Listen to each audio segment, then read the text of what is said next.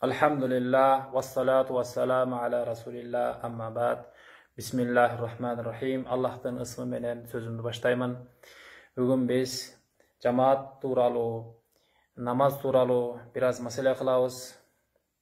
Bismillahirrahmanirrahim. Cemaatin durus bolusunun şartları. Muhtadi namazga niyet kıluu menen birge, imamga iktida kılıusu da şart. Muhtadi artta uyup okuyan adam. Aslında turgan imam. İmam özünün namazını ele ne kılat? Niyet kılıp, kulak kağıp namaza kirip kete. Al endi arttan kelgen muhtadi bolsa, niyet kıldım peşin namazını 4 rekat farzını okumaka uyudum uşul imamga dep, oşontip dagı niyet kılıusu şart. İmam menen muhtadidin namaz okugan jayı bir boluusu kerek. Jaydın bir boluusu ekiye bölünөт. Hakiki jana hukmi. İmam menen muhtadi bir jerde namaz okuş kerek. Bul birge boluu ekiye bölünөт. Hakikisi kanday? Hakikatta kanday birde bolat? İmam menen muhtadi bir jayda, bir jerde, bir bölmödө namaz okuşsa, bul hakikatta ekөөнүн jeri bir boldu deyt. Al endi hukmi, ökümde birge boluu kanday? Elesetebиz, bir uzun köprü var. Köprü kıbla jakты karap turat. Köprü biz bir jakты karap turabız, bir jagында turabız. Köprü uzun, nar jagı kıbla. İmam köprünün nar jagында turat, joldo. Anan adamlar imamın artına turup köprüdөн dagы beri biz jaka köprünün üstü tol adam boldu dagın. Köprünün beri ötüp dagın adamlar bu jaktagı jerde dagın, daryanın beri jagına dagın jayılıp namazga turuşup kaldı. Mına uşul imam köprünün nar jagında turat, köprünün üstü tolu adam, bir jakta dagı adamlar turat. Bul jer daryanın iki jagı, iki jer болгону менен köprü ortada cemaat koşup turgandыкtan ökümdü bir jer bolup eseptilet. Mına uşunday uçurda dagın namaz durus bola beret. İmam menen muhtadidin ortasında iki sap turguday jay boş kalsa iktida kılуу durus emes deyt. İmam menen arta turgandardın ortasında imam bu jerde, anan bu jerde bir sap, iki sap turuş kerek. Üçüncü sapka duruşu aldı, alыс duruşu aldı. Bunday durus emes. Al endi iktida durus bolboso, namaz kaydan durus bolsun. Oşon üчүн imamdın артынан daroo birinci sap, ikinci sap turuş kerek. İmamdın артынан imam okup жаткан namazga gana iktida kılуу bolot. İmam peşini okup жаткан bolsa, bugünkü peşinde. Anın артынан bugünkü peşinge gana siz iktida kılasız, asırga iktida kıla albayсыз. Себеби asırdın vakti bol elek. Oşonda ile imam keçeki peşimden kaza namazını okup жаткан bolsa, muhtadi артынан kelgen adam dagın keçeki peşim namazının kazasına iktida kılat. Keçeki asır namazının kazasına iktida kılgan bolboyt.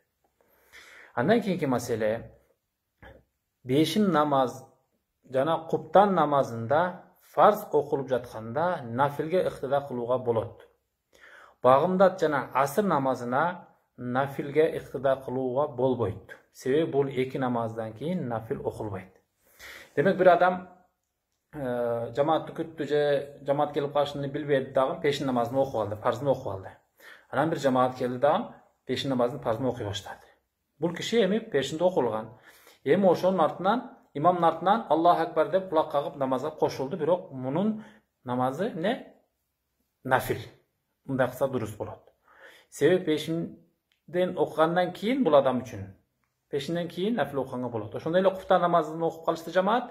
Özü kuftanda okup algan bolsa, oşol cemaatga kuftanga yok nafil niyetinde koşulsa bolat. Ne üçün? Sebebi kuftandan keyin dagı nafil okuganga bolat. Al endi belki bagımdat menen asırga ne üçün андай kılганга bolboyt? Sebebi bagımdat namazından keyin dagın, asır namazından keyin dagın, oşol bagımdat namazında gün çıkkanга çeyin, asır namazdan keyin gün batkanga çeyin nafil namaz okulbayt. Oşonduktan bul adam özü bagımdat okulgan bolsa, emi dagın nafilge iktida kılsa, tigi okup atkan cemaat menen. Demek bul farzdan keyin nafil okugan bolat. Asır namazdan keyin nafil okugan bolat dagın, bunday kılgan bolboyt. Şam namazdan keyin dagın şam namazga nafil niyeti menen koşulганга bolboyt. Ne üçün? Bunun misali mınday, bir adam şam namazını okup aldı. Andan keyin biröylөр cemaat gelip cemaat menen namaz okup kaldı. Al kişi нафил ниети менен агаларга ыктыда кыла албайт имамга. Эмне үчүн? Себеби нафил намазы 3 рекет болбойт. Булар шамды 3 рекет фарзын окуп атат. Мына ушундай бир маселелер бар. Анча-мынча биз көңүл бурбай калышыбыз мүмкүн. Эгер муктади менен имам бирдей турса, же муктади астына өтүп кетсе, ыктыда дурус болбой калат. Муктади менен имам бирдей туруп калды, бутунун асты. Же болбосо муктади кичине астына чыгып кетти, мына артындагы адам, мына имам кичине астына чыгып кетти, ыктыда дурус болбойт. Имам сөз астында туруш керек. Эми астына өттү деген өкүм качан болот дейт. Качан биз астына өттү деп эсептейбиз десе, муктадидин согончогу таманы, мына бутун арт жагы, имамдын согончогунан бир эли болсо дагы астыда турганда астыга өтүп кетти деп эсептелет. Эгерде муктадидин согончогу имамдын согончогунан артта турса, бирок муктадидин буту узун болгондуктан анын манжасы имамдын манжасынан астыда турса, дурус болот. Негизгиси согончоктун артта туруусу шарт. Караңыз. Муктадидин буту мынчалык мына кыска. Жок, кечиресиздер, имамдын буту кыска. Ал муктадидин буту узун. Экөө намаз окуп калды. Могу жер согончок. Таман деп эсептеңиздер. Эми бул киши мынау муктади ушундай турат. Мына согончогу имамдын согончогунан артта турат, мына артта. Бирок манжасы, мына бутунун манжасы имамдын манжасынан астыда турат. Ушундай туруп калды. Ушундай туруп калса, имамдын буту кыска, бирок согончогу муктадидин согончогунан астыда турат, бирок манжасы муктадидин манжасына жетпей турат. Мына ушундай турса, намаз дурус болот. Качан дурус болбой калат? Муктадидин согончогу менен имам согончогу бирдей туруп калса, ушундай дурус болбой калат. Мындай турса боло берет. Ушундай дагы маселе бар экен. Эми имамдын баягы Аллаху акбар, самиаллаху лиман хамида деген такбирлерини интикалат деп коет. Bir абалдан экинчи абалга алмашкандагы такбирлер. Мына ушул такбирлер рүкү саждасын муктадидин билип туруусу зарыл. Эми сиз жамаатка келип кошулдуңуз. Имамдын ошондой же көзүңүз менен көрүп турушуңуз керек, ал ийилип атканын, туруп атканын, кулак кагып атканын мындай байкап турушуңуз керек, сизге сезилип туруш керек. Же болбосо үнүн чыгарып аткан Аллаху акбар, самиаллаху лиман хамида деген баарын муктади билип туруш керек. Мисалы, билүүнүн бир канча жолдору бар. Мисалы, муктади имамды көрүп турат, же үнүн угуп турат, же имамдын үнүн элге жеткирип туруучу Аллаху акбар, раббана лакал хамд деген мукаббирдин үнүн угуп турат. Микрофон менен угуп турат. Булардын бардыгы не болот? Муктадидин билип туруусунун өкүмдөрү ошол. Эгер ушул айтылган себептер табылбай калса, же муктади дубалдын артында калып, имамдын кыймылын да сезбей калса, үнүн да укпай калса, анда ыктыда дурус болбой калат. Сиз бир үйгө келдиңиз, билдиңиз, ушул үйдүн ичинде адамдар намаз окуп атат, жамаат менен. Эми мындай терезеге жакын жерде турсаңыз, адамдар Аллаху акбар дегенди, рүкүгө саждага кылып атканын көрүп калсаңыз болот. Ал эми эчтеке билбедиңиз. Терезе жок жакын үйдүн артында эле туруп калдыңыз. Ушунчада адамдар намаз окуп атат деп эле сиз өзүңүзчө жыгылып тура бердиңиз. Имамдын кыймылын дагы, үнүн дагы эчтекесин сезбедиңиз, анда ыктыда дурус болбой калат деген сөз. Сиз ал намазга кошула албадыңыз. Намаздан сыртта калдыңыз. Ыктыда дурус болуусунун дагы бир зарыл маселеси муктади имамды муким же мусафир экенин билүүсү зарыл. Ошондуктан имам мусафир болсо, намаздын башында мен мусафирмин деп айтып коюш керек. Же саламдан кийин дароо мен мусафирмин деп айтып коюш керек. Себеби эми мечит шаарларда, мечиттерде чоң имамдар, имам таанисиз, баарын билесиз, анда билишиңиз шарт эмес. Бул имам ушул жердин имамы. Эми бир жерге барып калдыңыз. Мисалы үчүн жолдо бир жерде адамдар намаз окуп атат. Ошол жерге сиз келгенде муктади ошол имамдын эмеси баягы мукимби же мусафирби ошону билүүсү зарыл. Эмне үчүн зарыл? Эгерде баягы мусафир деген имам болгондон кийин 2 рекет окуйт да. Ошон үчүн ассаламу алейкум ва рахматуллах, Assalamu alaikum rahmatullah деп 2 рекеттен кейін салам бере атам, дарып айтып коюш керек. Мен мусапирмын, мен 2 рекет окуйм, касыр окуйм. Силер 2 рекетиңерди толуктап алгыла деп айтып коюш керек. Анага кошулуп мукимдер дагы, жергиликтүү адамдар дагы намаздан чыгып кетсе, намаз бузулуп калат. Ошон үчүн ошонун дагы мусапирбы же мукимби ошондо билип коюусу зарыл. Эгерде мусапир адам, мына жерде дагы бир маселе бар.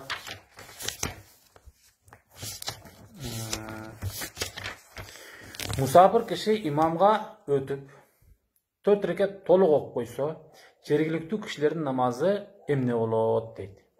Мен мисалы үчүн Ошко жөнөдүм, Сусамырда баратып, мусапирмин да 2 рекет пешин окушум керек.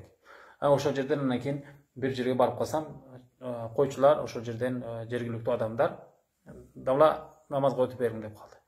Ана мен ошол жерден туруп не кылдым? 4 рекет окуп салдым. Ne olot? Munda musafir imamdın akırkı 2 reketi nafil bolğonluktan, alemi mukim, oşo jerde жергиликтүү adamdardın akırkı 2 reketi farz bolğonluktan, alardın namazı bolboyt. Musafir imamdın özü namaz bolu beret. Antkeni nafildin артында farzga ıqtida kılınbayt degen masele var. Men oşo jerde imam boldum. 2 reket kasır okuşum kerek. Maga oşo jerde farz 2 reket. Alemi men 4 reket okup saldım. 3-4 rekettim men üçün nafil bolup kete berет. Бирок артта турган жамаатка 4 рекеттен farz. Алар 2 рекетти мен менен farz окуду. Калган 3-4 рекетти менин артымдагы 3-4 рекети меники нафил эле да. Нафилге farz ыксыда кылынбайт. Ошон үчүн алардын намазы болбой калат. Ошон үчүн мусапир адам имам болгондо айтып коюш керек. Урматтуу жамаат, мен азыр 2 рекет окуп туруп салам берем. Ошондуктан сиздер не кыласыздар? Туруп 2 рекетиңиздерди окуп аласыздар. Эми жанагындай имам мусапир адам имам болуп туруп 4 рекет окуп салды. Экөөсү фарз, экөөсү нафил. Ал эми жергиликтүү адамдардын экөөсү фарз, фарзга фарз туура келе берет. Ал эми мына фарзга нафил туура келбей калат. Ошондон жолун таап намаз болду кылса болот. Кантип? Мен мусапирмин, 2 рекет окугандан кийин 3-чү рекетке туруп баратканымда арттагылар жергиликтүү адамдар бул 2 рекет фарзын окуду, эми 3-чү рекетке туруп баратат, мунун нафили башталды. Биздин 3-чү рекетибиз фарз, азыр анын артынан болбойт деп туруп, ошол жерден баштап тиги артта турган адамдар мукимдер, жергиликтүүлөр. Тиги 3-чү рекетке туруп атат, мунун нафили башталды. Эми ал намаздан чыгып кетти деп аны чыгып кетти эсеп кылып туруп, булар турат дагы ар ким өзүнчө тиги ыктыда кылбайт, тигинин кыймыл аракети менен жыгып турбайт. Ар ким өзүнчө 2 рекетти толуктап коюшат. Ошондо алардын намазы дагы болду деп эсептелет. Ошондой бир кызык маселе бар, эгер мен түшүндүрө алган болсом. Анан дагы бир маселе бар. Кекештенип сүйлөгөн кишинин имамчылыгы кандай болот? Bir imam кекештенип сүйлөйт. Мисал үчүн, "Алхамдулилlah" деп сөздү "Алхамдулилlah" деп бир канча кыйналып, тамгасы бир канча жолу кайталанып кетет. Бул тууралуу шарияттын өкүмү кандай? Имамчылыкка ошондой киши чыгып алды. Мындай киши имам болсо намаз болбойт. Кайтарып окууга ылайыктуу болот. Тамгасы созулуп же кайталанып кетүүсү маанини өзгөртүп коюуда өтө коркунучтуу. Деген сөз бул араб тилинде баягы суроо белгини билдирет. Мисалы үчүн Аллаху акбар деп айтабыз, Аллах деп. Ошол башында дагы бир кошуп койсо, Аллаху акбар же Аллаху акбар деп койсо, не Алла улуубу деген сөз чыгат. Бизде кеттиң бини кошуп койсок, биз суроону түшүнөбүз да. Бул сурап жатат экен деп. Ошондой эле арабтар суроо үчүн башында хал деген сөздү кошот же деген сөздү кошот. Аллаху амарак, не Алла Таала сага өкүм бердиби деп Хажра энебиз Ибрахим алейхиссаламга айткандай. Ошондой эле менен башталган сөздөргө алхамду болсун же Аллаху акбар деген сөз болсун, ошонун башында Аллаху акбар деп баштады же алхамду деп баштады же Аллаху акбар деп баштады, маани такыр өзгөрөт. эмне мактоолор Аллага болсунбу деген суроо пайда болот. Же болбосо эмне Алла улуу деген сөз пайда болот. Ошондуктан мындай кишинин имамчылыгы жарабайт. Кээ бир адамдар бир тамганын ордуна башка тамганы айтат. Мисал үчүн ра тамгасынын ордуна ганы айтат. Мисал үчүн бар деген сөздү багы дейт, багы деп айтат. Ошондой адамдын имамчылыгы кандай болот? Синдин ордуна сан айтат. Ф деп сүйлөгөн кишилер болот го. Мына ошолор син, сен дегендин ордуна сен дейт. Ошол син менен фа алмаштырып коет. Же болбосо залдын ордуна зын айтып коет, шиндин ордуна синди айтып коет. Мындай киши тамгаларды өз ордунан айтып чыгарууну үйрөнүү важип болот. Өз ордунан тажвидти окуп, устазга барып, ха, айн, за, са, қоф, каф ушуларды айтуу үйрөнүү важип болот. Катуу аракет кылып, кайра машкусу керек. Эгер ошентсе да үйрөнө албай койсо, анда өзүнө окшош кишилерге имам боло алат. 20 адам бардыгы ошентип тамгаларды ордунан чыгара албайт, өзүнө окшош кишилерге имам боло алат. Эгерде тамгаларды оңдоп, туура айтууга аракет кылбаса, кандай айтса ошондой айтып жүрө берсе, имамчылыгы мындай турсун, өзүнүн да намазы болбойт. Аракет кылган жок. Бирөө айтат, раны оңдоп алгын десе, макул деп, ре деп жүрө берет. Ханын ордуна хан айтат, хан айтат. Бул маанин өзгөрөт. Халака десе, халакаллах десе, Алла Таала жаратты болот. Халака десе, Аллах Таала чачын алды деген маани чыгат. Аллаху, жеңил х бул. Аллаху болбойт. Алхамду деп айтыш керек. Алхамду, алхамду деп баштагандар бар. Бул таптакыр туура эмес. Алхамду деп. Алхамду. Sayasla narun. Ara'aytallazi. Ara'aytallazi эмес. Ara'aytallazi мисал үчүн. Ошон үчүн ра тамгасы дайым жоон айтылат. Ра деп эч качан айтылбайт. Ра. Ошон үчүн ушул тамгаларды ордунан айтып үйрөнүүсү зарыл. Эгерде буларды оңдай алган абалда, оңдай алат, аракет кылса оңдай алат, бирок аны оңогонго аракет кылбаса, кандай айтса ошону жүрө берсе, анда имамчылыгы тиякта турсун, өзүнүн намазы дагы болбой калат деген маселе. Ассаламу алейкум рахматулла. Бир аз болсо дагы көңүл бурганыңыздар үчүн рахмат. Ассаламу алейкум рахмат.